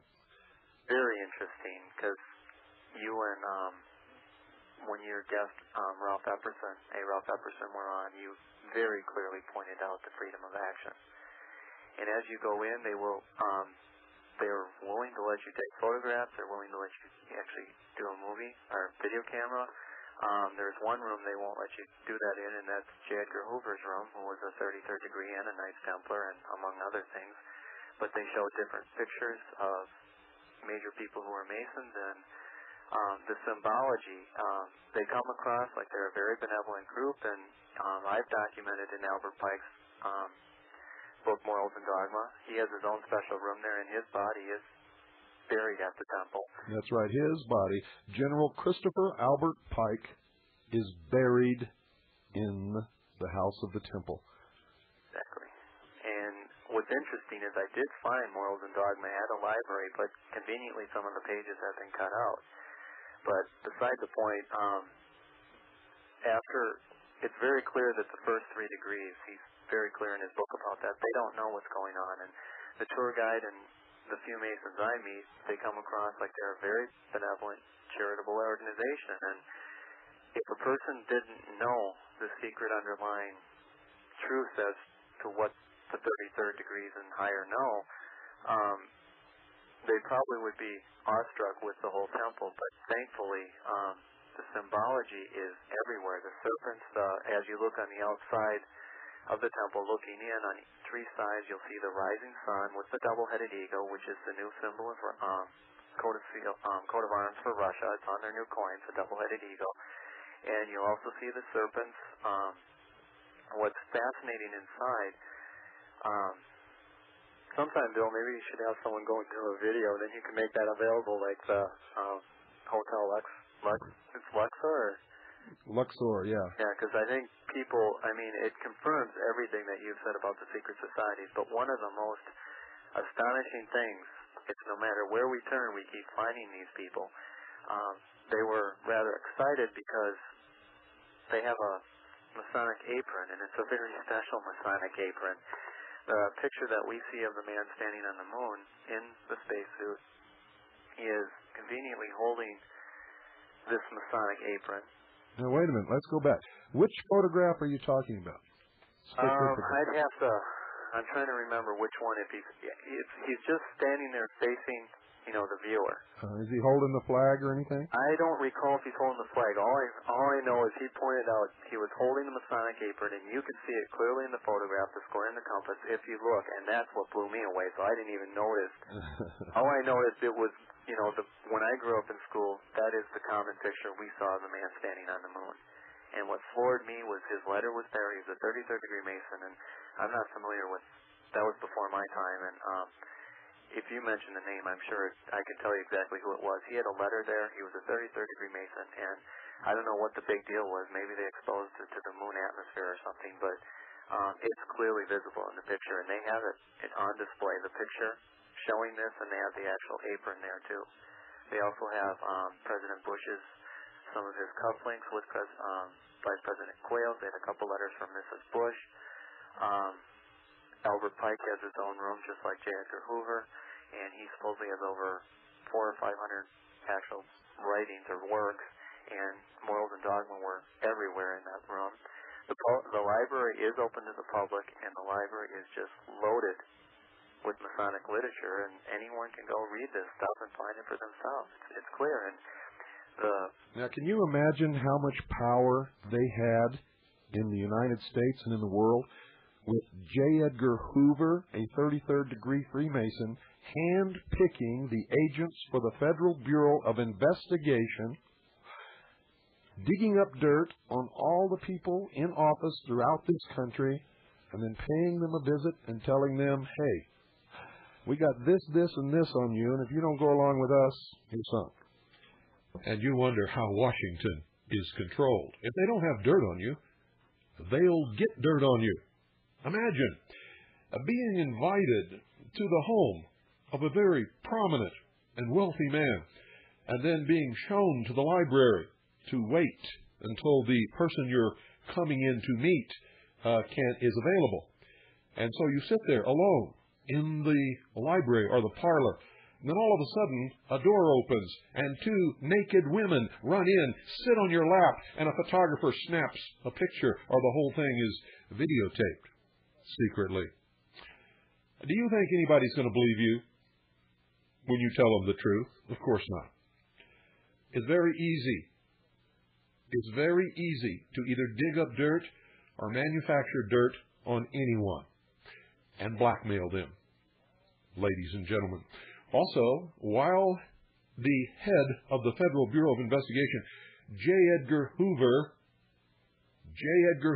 chartered a Masonic lodge just for the agents of the Federal Bureau of Investigation. Now, we know that happened because it has been revealed throughout the years that that's exactly what J. Edgar Hoover did. And this, ladies and gentlemen, accounts for a lot of the actions of the Federal Bureau of Investigation in recent years. And with Randy Weaver, with Gordon Call, up on Whidbey Island, with the MOVE Group, with the Symbionese Liberation Army, which, by the way, was created in a mind control experiment in the prison system in California, which was documented, folks, by the Napa Sentinel, and the most recent debacle, the massacre at Waco, Texas. What else did you find, Paul? You can add to that the Oklahoma City bombing and the shootings at the schools and shopping centers and McDonald's around the country. And you can expect a lot more of it. At the Masonic Temple or at the Library of Congress? Or anything. I did find a couple books at the Library of Congress with the 13th Amendment, stated word for word. They were in the rare book collection, and I mean, it's so they have, in fact, taken the real 13th Amendment from the Constitution and substituted it with something else. Exactly. And what's interesting is that, you know, the problem I have with that is the Constitution, in my eyes, is the highest document in the land, and it's nothing to be tampered with. And all the research we've dug up on that, it sure looks like it's been tampered with, and what's fascinating is very few, if any, of us knew anything about it. That's right. These people are, in fact, traitors. Exactly, and that people have to realize they better look up the word treason, and they better learn. When I grew up, I used to respect Americans for having a backbone and standing up for what's right and being brave and courageous, and all I can say is they better look up the word treason, and they better start realizing which politicians, and I've talked with a lot of them personally, and there are very few, unfortunately, that are on our side. They know exactly what's going on, and they've been part of it. I mean, in the documentation, you'll find the most current records we have found on the updates on Public Law 7297, which is talking about a complete and total disarmament. Conveniently, some of the voting records don't exist. But the people better realize how their own representatives in the House and Senate are voting on these things and make them accountable.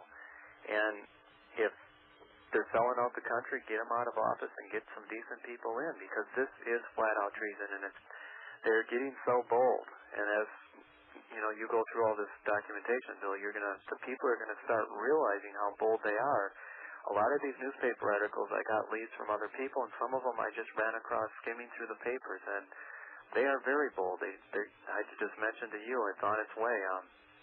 Front page, Washington Times, December 15th. The new Army manual that comes out next month shows our troops literally under the United Nations. And it's about time people realize that, our troops in Desert Storm, Desert Shield, whatever they want to call it, there were no insignias on those vehicles.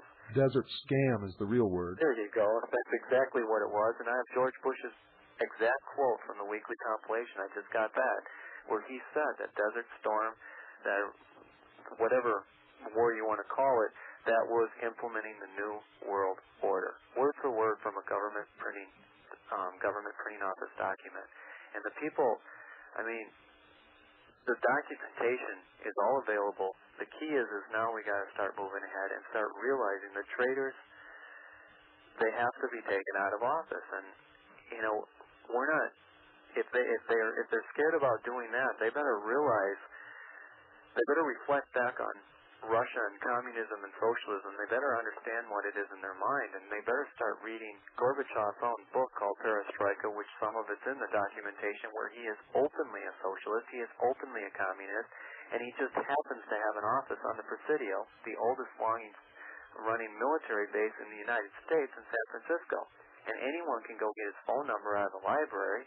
They can write him and find out who's on his board, which is interesting. It's a bunch of congressmen, ex-congressmen, and ex-high officials of the United States government, I might add. Yes, very high. And he is listed as an official advisor to the President of the United States of America. And in his book, he states, "Don't be fooled by the dissolution of the Soviet Union." And one interesting comment I might add, when you get into the State Department document with that, when Gorbachev and Reagan signed the INF Treaty, you'll find in the fine print there that Mr. Schultz even says he read Gorbachev's book. That's right. So he's very aware of what's going on. That's right. And he's conveniently on the advisory board. But the people better realize, Gorbachev is more than clear and open as to what he's doing. It's the one world order, and that if they think this is painful, well, they better project themselves into the future, into a socialist, communist, that's right, police state. And if this is heaven compared to what they're going to start facing down the future. And I'm not raining on anybody's parade. When they start reading the actual government documents and start digging for themselves, it's a rude awakening, but it's true, and we got to wake up. I want to thank you very much for being our guest tonight. I want to thank you so much for all the work that you've done, most of it unsung in libraries, at tables late at night, and the sweat that you've put in for this country, I think is going to go a long way to help liberate us. For our Bill of Rights. Right. Ladies and gentlemen, form your militia units. There will be no political solution to this, ladies and gentlemen, and you will not find relief in the court.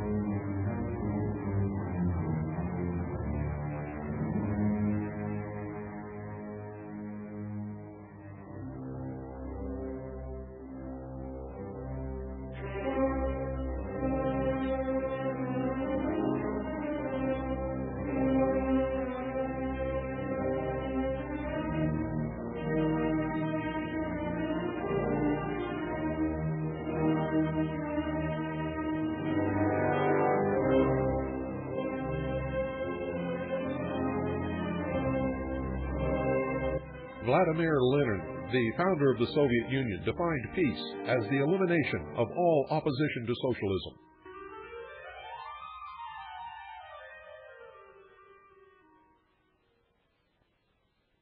You better wake up. Let's continue with where we left off.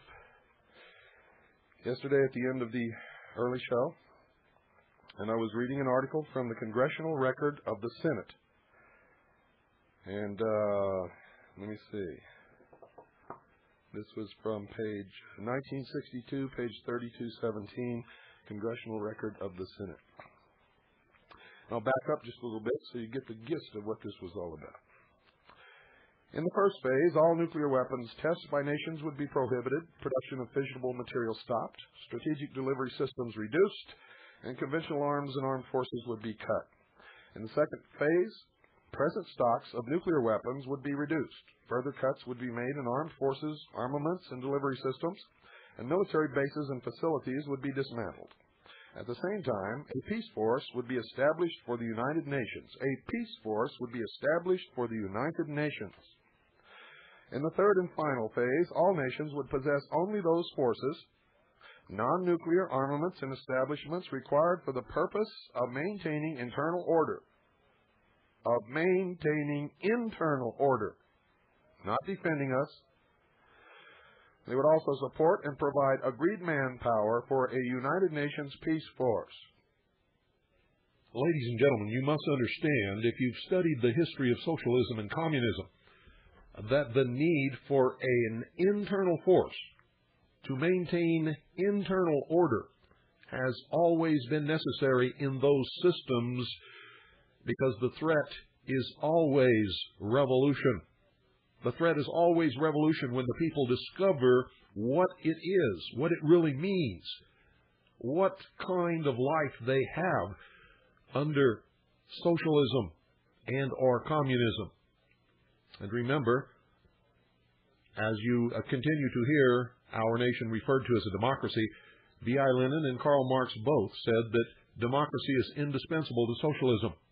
They both said that democracy leads to socialism. They both said that the ultimate goal of socialism is communism. You'd better wake up, folks, and you'd better do it damn fast. Also support and provide agreed manpower for a United Nations peace force. This force would be fully functioning and would be sufficiently strong to overpower any individual nation or combination of nations resisting its will. And that is the truth of what is happening in Yugoslavia. And remember, there were no refugees until NATO began bombing. The Rambouillet Accord was not an accord. There were no meetings. There were no discussions. There were no sit-down anything regarding Rambouillet. Madeleine Albright presented it as an ultimatum to both sides: sign it or we will bomb you into the Stone Age. In that treaty, it specifies that the entire nation of Yugoslavia will be handed over to NATO forces to do with as they will. If you don't believe it, get it and read it. Yugoslavia could never have signed such an accord.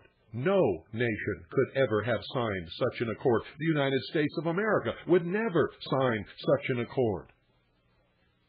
Even Apache County wouldn't sign any such accord. You understand what I just read to you, ladies and gentlemen, right out of the Congressional Record of the Senate.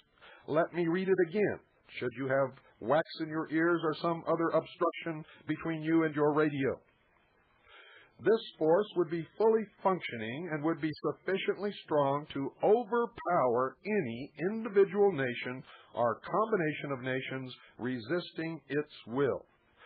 There you have it. 1, 2, 3, bingo! The United Nations rules the world. And who rules the United Nations? That is the question. For if one moment old Nikita thinks he isn't going to rule the UN, you can bet your last kopeck he's not going to fall for a trap like this.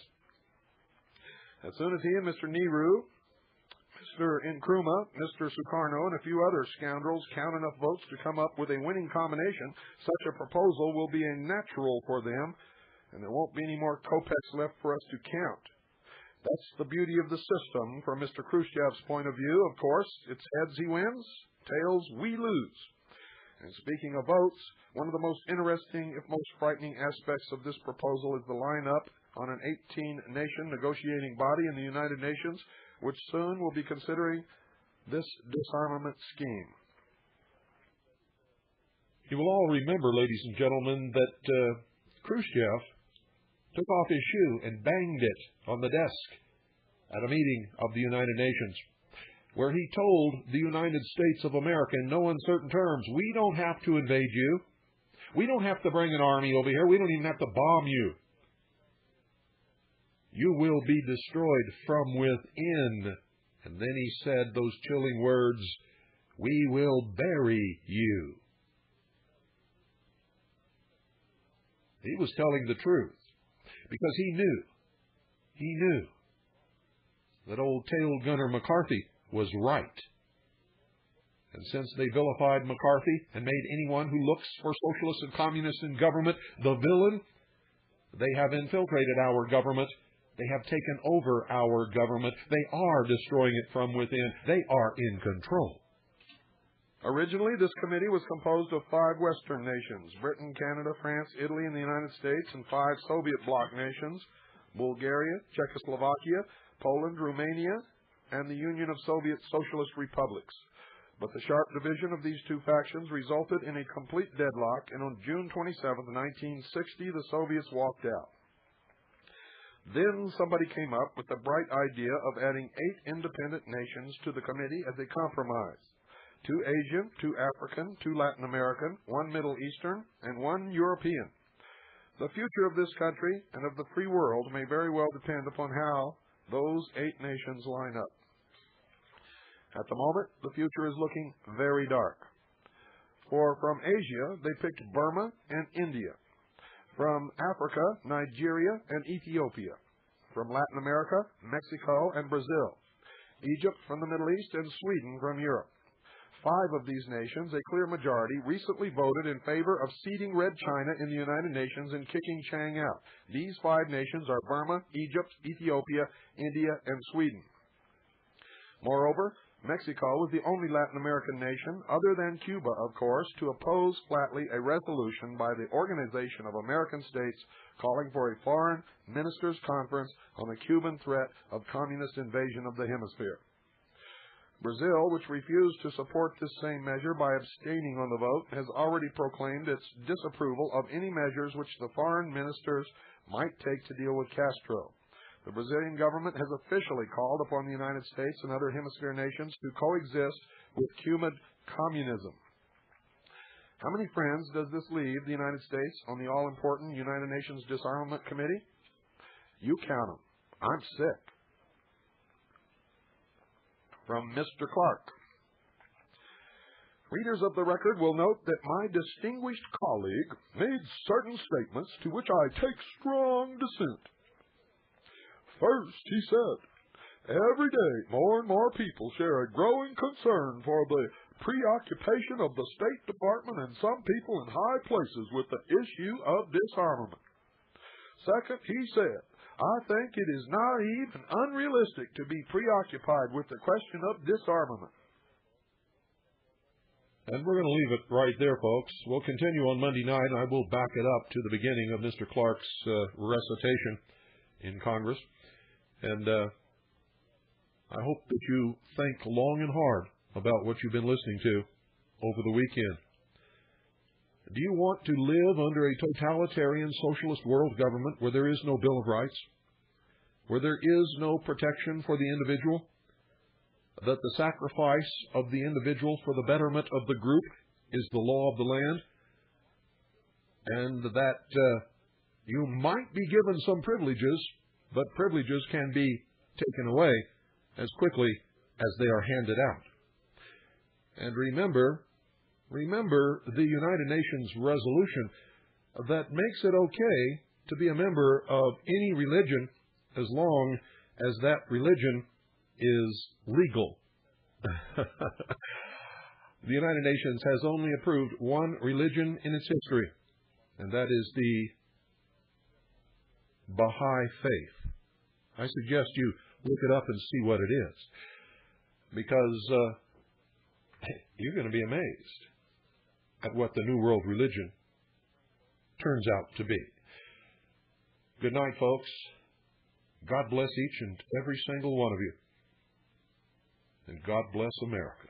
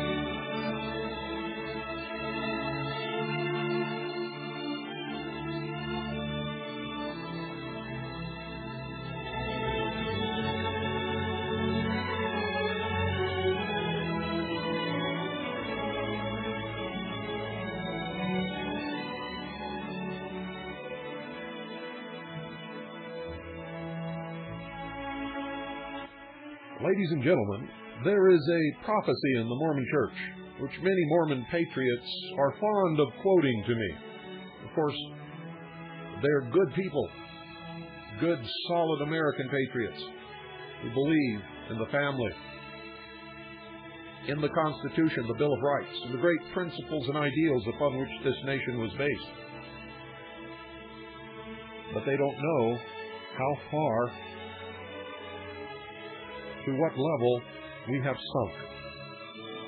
They say that at some future date, when the Constitution is hanging by a thread, the Mormon Church will come forward to save it. Well, ladies and gentlemen, it's not just hanging by a thread. It's gone for all intents and purposes. My question is this: where is the Mormon Church? Has its hierarchy sold out to the New World Order? I think you'd better be asking your church officials that question. And cite these documents. And if you need a set, they're on sale right now for $64. You can purchase them from us, and I'll give you that information on Monday night. They're normally... I forget what they're normally. They're normally much higher than that. Much, much higher than that. Represent years and years and years of research of many people. It's over 620 some odd official government documents proving the treason that is occurring in this country. The destruction of the greatest, most promising, best, freest people that have ever lived upon the face of this earth is staring us in the face.